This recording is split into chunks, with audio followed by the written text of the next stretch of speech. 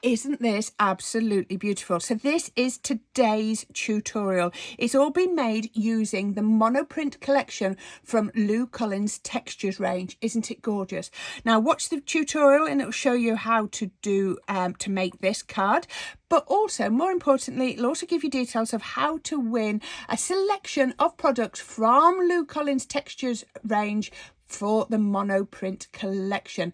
The link to the Craft Stash blog is down below and all of the details are on there. So let's get making the card. So as I mentioned, today's card is going to be made using another collection by Lou Collins from her Textures range. This one is from the MonoPriint collection. So everything's all about the black and white if you want to, but I'm going to add a pop of colour. So the bits I've got are the decorative letters, and so you've got your full alphabet. There are some more letters, you can see the gaps. I put mine onto a magnetic sheet just because I find it an easier way to store them. That'll still pop in the wallet. You've also got the hexagon style die set, which is going to give you this lovely frame, cutting out all the hexagons, which are really useful to keep if you want to cut them out. You've then got the Diamond Designs A5 stamp set. Well, it's more than A5, isn't it? You've got all of those. Now, some of them are quite solid. Some of them, like this butterfly, you've got an outline. It varies. It's absolutely lovely. It's so useful. And look at this. I love. You've got the cherry blossom. You've got the faux, like the filigree. You've got the stamped, the stitched edge. Really lovely. And the final bit I've got is the Starburst embossing folder. Isn't that amazing? Really, really beautiful. Now I'm going to use all of these elements. The video that Lou's going to do, and I want you to go and have a look at hers as well, is going to be still be using the MonoPriint collection, but she's going to use different elements. As I'm recording this, I've not seen hers, so I don't know what it's going to be like. So I'm excited to be able to go and watch that video too. So the first thing I want you to do is to grab your embossing folder. So obviously these are all working with the MonoPriint. If you've not got the MonoPriint, obviously you can adapt yours, but this just works so brilliantly. So I've just got some regular card. Now this is a 5x7, so I've cut it a little bit smaller than 5x7, just so that there's room for it to stretch. I'm going to pop that in the folder. So I'm not going to do any inking techniques at all on it at the moment. I'm going to pop this on to here, and then, so it's just my two cutting plates for a 2D embossing folder. As I said, there's going to be an amazing giveaway for this, and I'm going to talk you through that in a minute. So yeah, that's really exciting, so please keep watching. So let's put that to one side, and then when I lift this up, oh my goodness me, that's the back. That's the front. For me, that's the front. It should go that way round, doesn't it?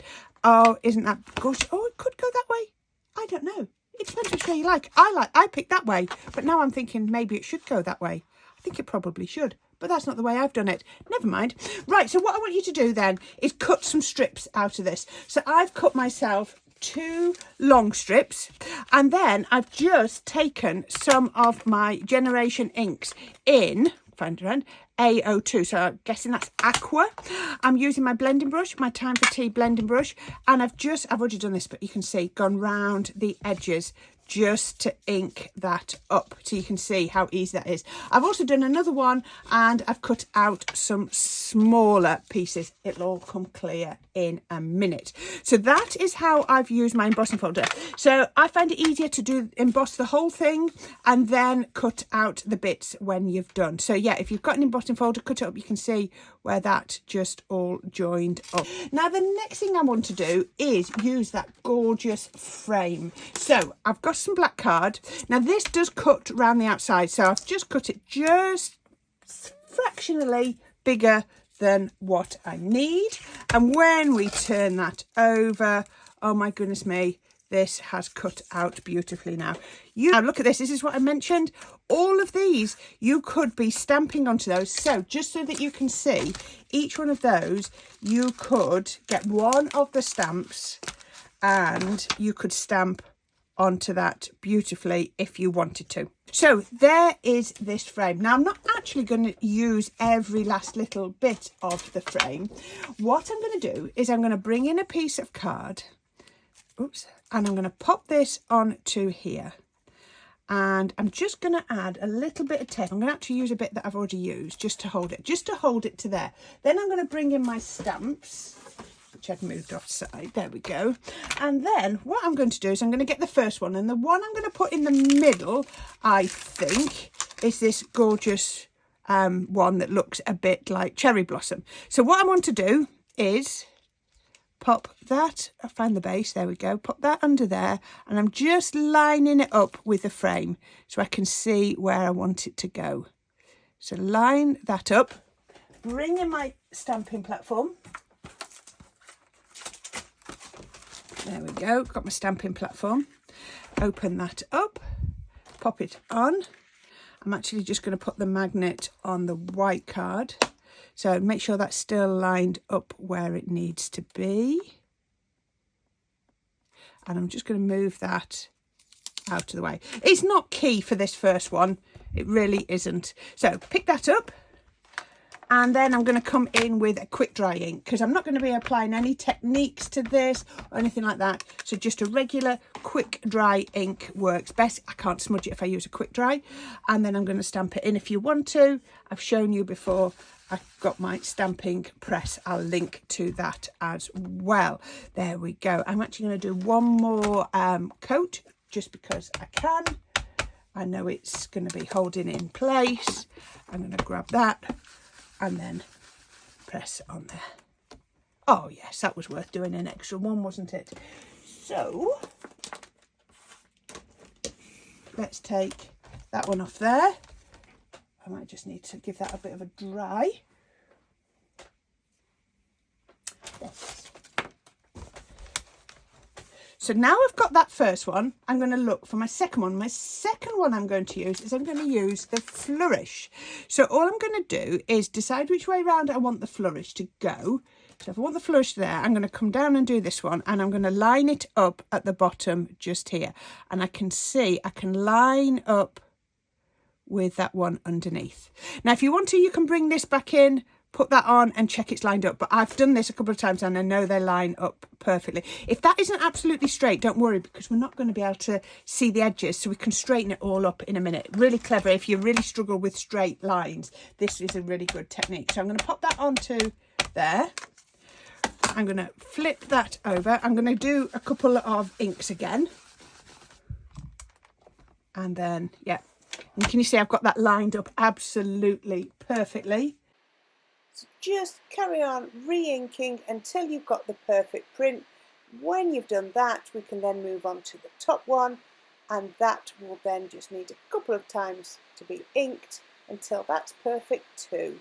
Back it in with these, and I think this time I'm going to use a couple of the butterflies. So I'm going to go that one there, and this one. Now these are sort of positive and negatives.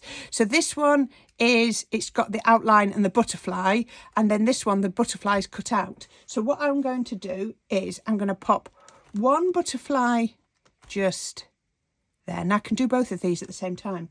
And then I'm going to pop the other butterfly just there, making sure they're nicely lined up. You see, again, I don't need to bring it in my frame because everything will line up perfectly.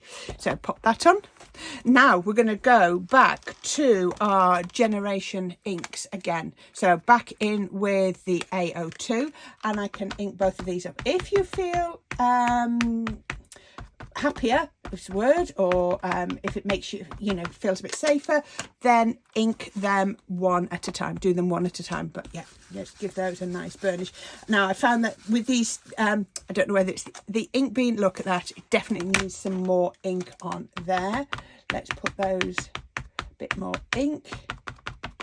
I think I definitely did these 3 times when I was doing my, let's call it test one. And then we can do on here. And let's go again. So these inks, how they're designed is they're quite pale, and then they build up and build up.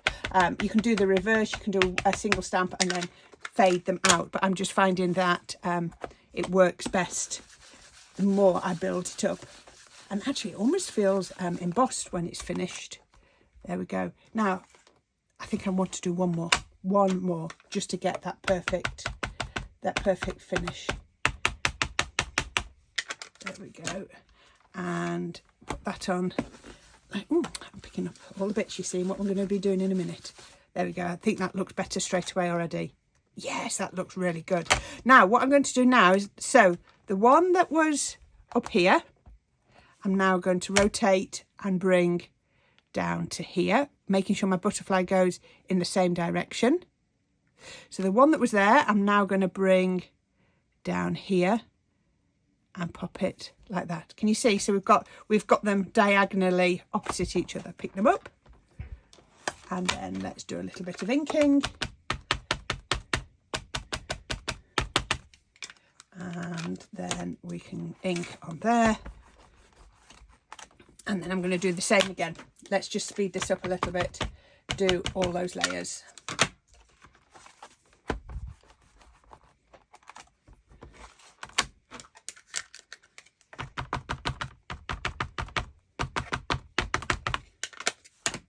There we go, just layer after layer. There we are. That was 3. Let's do 4.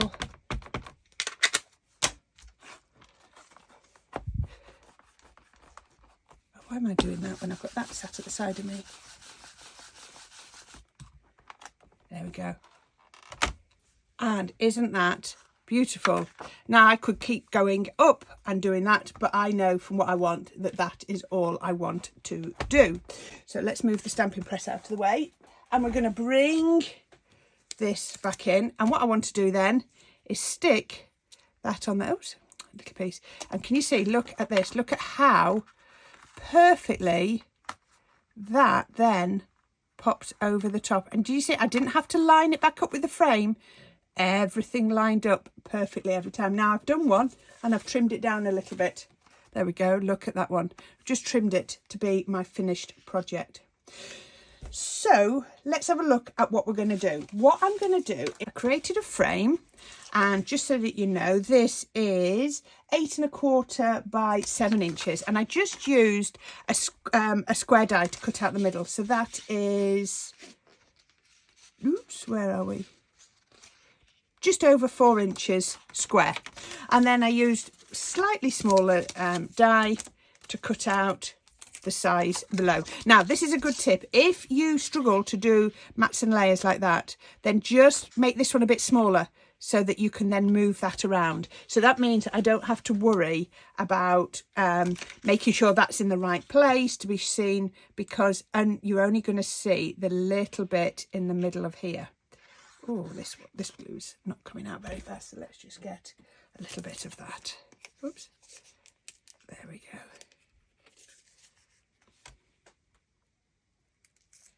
Do a little bit of glue there. Let's do a little bit wider as well. And then all I want to do is bring that up so you can see, is just pop that over the top. And then I can just line it up square. Now this is the easiest way to get frames right. So that one's smaller, because that's fine. So I've now got the perfect mat in there. I hope that made sense what I was trying to explain. So what I was trying to explain is you just need to to get that one. So I've cut it with one die smaller than the die on there, but cut it into a smaller piece of card, and then I don't have to worry about making it central. So the next thing I've got, as you saw, is I've got a piece of vellum. And what I'm going to do is I'm going to wrap that around my frame. And I'm going to wrap that before I've stuck it down. So I'm going to pop it on there. I'm actually trying to decide.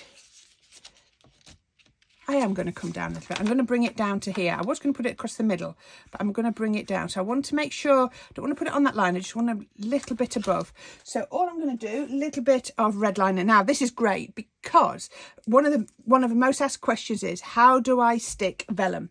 Well, stick it behind, and then you don't need to worry in any way, shape or form. You don't need to worry about what adhesive you use. You don't need to worry about how to hide the adhesive on your vellum, because if you put it behind, no one can see and it'll be stuck tight. Okay, so once we've done that, that is now going to sit over the top of here. Doesn't that look amazing? I'll centre it up in a minute. We can get that all lined up in a minute, can't we? There we go. That's more central. That's more central. So I've got myself a card base, and I've got a little bit of silver card. So this is quite a large card base. I've made it out of a sheet of A3 card. As you probably heard me say, I do that for most of my projects. When I'm making card bases, I just make the card base myself. I find it the easiest. So we're going to put the silver on, and you'll see why I brought in the silver in a minute, because I do like there to be a reason for everything. So we can put that on to there. Now what I'm going to do, actually lift that up, and I'm actually going to put some glue across here and across here for a minute, and then I can line this up. As I said, I'll line that up, make sure it's nice and central. There we go. It's glue, so if it isn't quite central, I've got time to move it, but I've made sure that's the same. I've got the same, oops, that moved. Why did that move? I've got the same border, top and bottom. Same border side to side. There we go. Let's straighten that up. And that should stick on there. So what I'm actually going to do is, now I've done that, I'm going to take this piece of backing off my red liner. Oops, that red liner's not adhered. Get that stuck down. I'm just holding this firmly with this hand. There we go. And that'll stick to that. I don't know whether that's in the right, whether that'll catch it, but if it does, there we go. That'll catch that. So let's put some wet glue on there. It can go all the way across the back here. Nothing is going to move.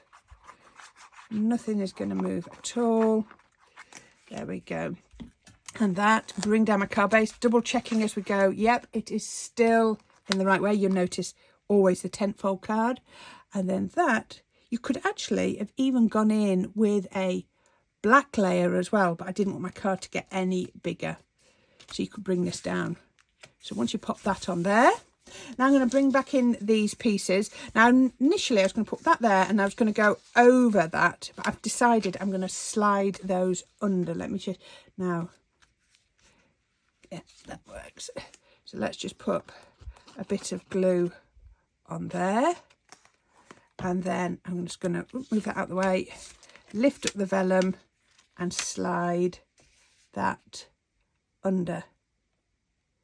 There we go. And you can see I've got a nice border, top, bottom and sides. And we can do the same on this one. Sure, Lou's going to be messaging me saying, you've used that embossing folder upside down. It doesn't matter. It doesn't matter. It's whatever you like, isn't it? There are no rules. There are no rules. So there we go. So that's going to go on there. Oops, I've just moved that one. Make sure it's lined back up again. Once you've got them where you go, you've seen me do this before. Just use my stamping press tool. Brilliant for smoothing out glue. And then these go on to the top and bottom. Initially, I was going to leave it like that, but it just felt like something was missing. So just by putting these ones on here, making sure they line up at the top. I'll lift it up in a minute to check. Now, if you want to, because it's textured, you might prefer to use something like your red liner glue here, red liner tape here rather, because it holds it nice and flat. I sometimes find if you've done things like watercolour card, where you've used a lot of water on it, it tends to cockle and stuff, then again your red liner works really, really well. So there's my card base. Isn't that looking gorgeous? I'm loving that, and I'm loving the vellum across there. Now the reason I've got the vellum is so that I can use the alphabet, and I'm going to speed it up a little bit to show you what I've done here. Is the letters that I have used, they're all here. They will spell out the word smile. So I've cut out an S. I've cut it out of the aqua and, is it, whatever you call it, teal? I've cut it out of the teal and the black. I've got S, I've got M, I, L and E. So again, it's about making sure that you centralise these up. So I'm going to start with the S and the E, Now, if you want to, you could overlap them. When I was sort of pacing it out, I was overlapping them a bit. That looks nice. Sometimes I think it's harder to read words when they're overlapped. So what I'm actually going to do is do them separate, I think. So let's start with the S. And again, I'm going to use a wet glue so that there is time to move the letters around. Let's put the wet glue on there. If you think you've got a little bit too much glue on your letters, tap the glue onto your mat. What did I say I needed? I've lost track of where I needed because I moved them out of the way. I needed it about here. So I've put the S first, then do the E.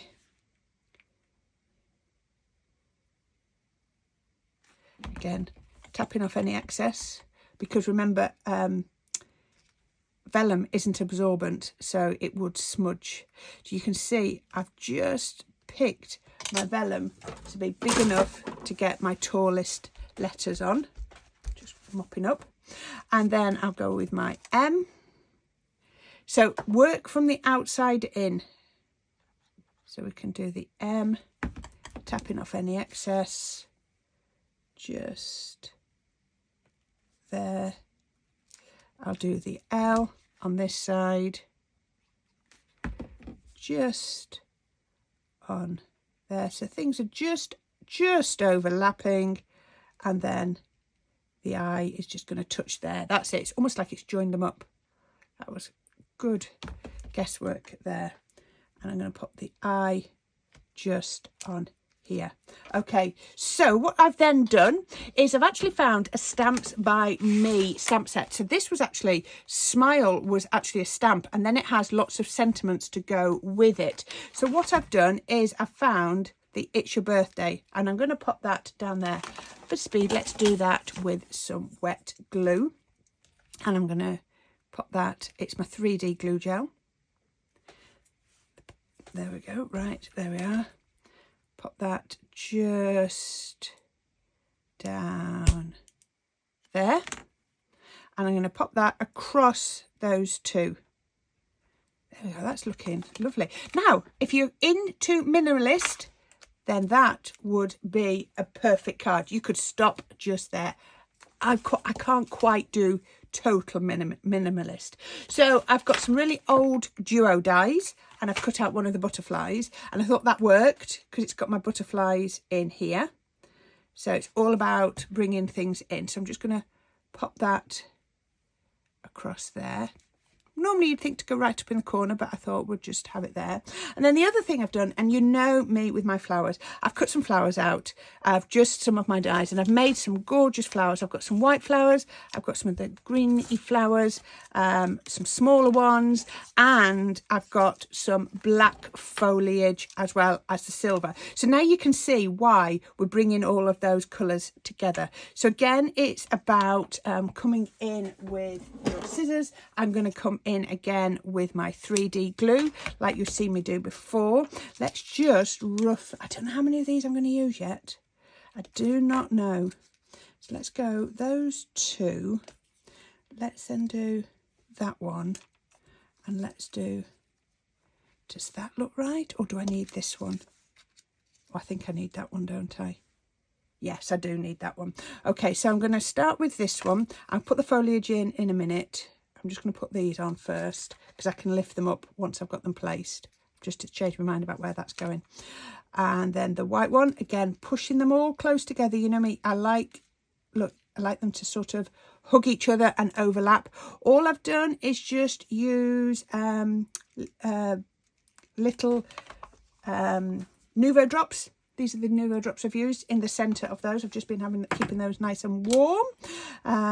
If you know, you know. And that one can come on here.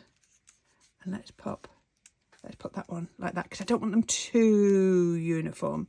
So we can pop that one like that. Now, when I was cutting out my black card, this one, I didn't get the whole of the leaf cut out, but that's okay. So we can put that in there. Just trim this silver down. So let's come with the smaller piece under there. There we go. Then we're going to stick this larger silver piece under here. And again, I don't think I need all of that. Really don't. I'm going to trim that to there, and I'm going to pop that, can you still see? Pop that under here, and then that gives me a couple of black leaves that I can be popping under there. Leaves don't have to be green and, you know, the normal colours. You can bring in any colours you like. And then, there we go. I think, make sure that's stuck down before I lift it up. And then I'll tell you about the giveaway, because I've been promising to tell you about that. There we go. Okay, let me show you this now. Absolutely gorgeous. All made with from Lou's Textures range. It's her MonoPriint collection. Isn't that absolutely gorgeous? Now, giveaway. This is really exciting. So, because this is a collab and I've done my card and Lou's doing her card, what we've got is we've been able to get a selection of the MonoPriint products. I think they're different ones. I think there might even be a choice. I think you might even get a choice. So there we go.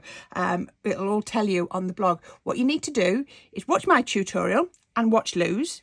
Leave us a comment. We'd love that. But make sure you subscribe to both of our YouTube channels. My YouTube channel, as you know, is Corrine's Crafts, and Lou's YouTube channel is Paper Crafting with Lou Collins. I will link it below this video. So you like both of those, and then you follow the link in the description to the Crafty Stash blog. And on there, you just fill out the form. I think there'll be a tick box to say you've subscribed to my channel, you've subscribed to Lou's, put in your details, and then you'll go into the draw. And I promise you, as soon as the draw has been made, I will share the winning, the recipient's details on my Instagram as well. So 3 steps: watch the 2 videos, like the 2 YouTube channels, and then pop over to the Craft Stash blog with a link from the description and fill in the form. All it is, it's just to give your details, and then you could be in a chance of winning some of these fantastic MonoPriint crafty goodies. So good luck, everyone. I hope those of you that really want them, that one of you that really wants them, wins, and I look forward to sharing the prize details.